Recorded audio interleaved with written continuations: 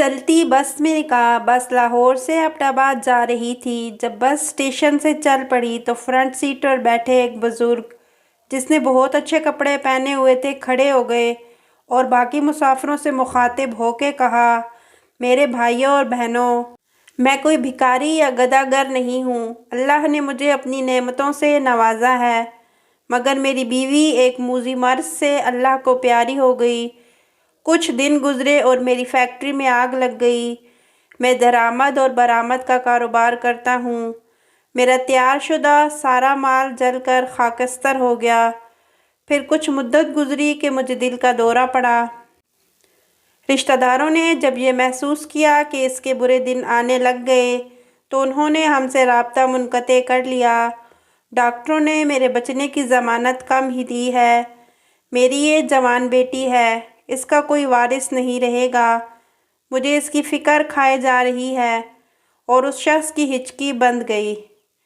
جوان سا لڑکی جو پاس میں بیٹھی تھی اٹھی اور باپ کو سہارا دے کر سیٹ پر بٹھا دیا۔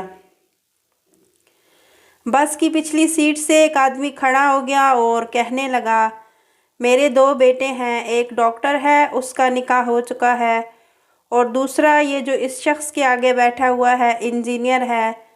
اس کے لیے مجھے ایک دلہن کی تلاش ہے۔ میں اس بزرگ سے درخواست کرتا ہوں کہ یہ اپنی بیٹی کا نکاح میرے اس بیٹے سے کر دے، تو میں وعدہ کرتا ہوں کہ اس بچی کو کبھی بھی باپ کی کمی محسوس نہیں ہونے دوں گا۔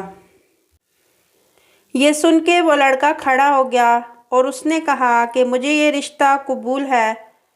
بس میں موجود ایک مولوی صاحب کھڑے ہو کر کہنے لگے کہ یہ سفر تو بہت ہی زیادہ مبارک سفر ہے۔ نکاح جیسا مقدس عمل بھی ہو جائے تو وہ سفر بھی اس سے زیادہ اور اچھی بات کیا ہوگی۔ اگر لوگوں کو اعتراض نہ ہو تو میں نکاح پڑھا دوں۔ سب کہنے لگے کہ ماشاءاللہ، سبحان اللہ، الحمدللہ وغیرہ وغیرہ، اور مولوی صاحب نے نکاح بھی پڑھا دیا۔ ایک اور صاحب کھڑے ہو گئے اور وہ کہنے لگے کہ میں چھٹی پہ جا رہا تھا اپنے گھر والوں کے لیے لڈو لے کر، مگر اس مبارک عمل کو دیکھ کر میں یہ سمجھتا ہوں کہ یہ لڈو ادھر ہی تقسیم کر دیے جائیں۔ اس نے دلہن کے باپ سے مخاطب ہوتے ہوئے کہا۔ دلہن کے باپ نے ڈرائیور سے کہا، ڈرائیور میاں 5 منٹ کسی جگہ بس روک دینا تاکہ سب مل کر منہ میٹھا کر لیں۔ ڈرائیور نے کہا، ٹھیک ہے بابا جی۔ مغرب کی نماز کے بعد جب اندھیرا ہونے لگا تو لڑکی کے باپ نے ڈرائیور سے بس روکنے کو کہا اور سب مسافر مل کر لڈو کھانے لگے۔ لڈو کھاتے ہی سب مسافر سو گئے۔ ڈرائیور اور کنڈکٹر جب نیند سے جاگے تو اگلی صبح کے 8 بجے تھے، مگر دلہن اور دولہا، ان کے 2 باپ، مولوی صاحب اور لڈو بانٹنے والا بس سے غائب تھے۔ اتنا ہی نہیں بلکہ کسی مسافر کے پاس نہ گھڑی، نہ چین، نہ پیسے، بلکہ کچھ بھی نہیں تھا۔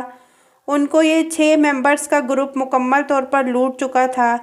خیر رہنے دیں، اصل بات یہ ہے کہ بڑے کہتے ہیں کہ سفر میں کسی سے لے کے کچھ مت کھائیں۔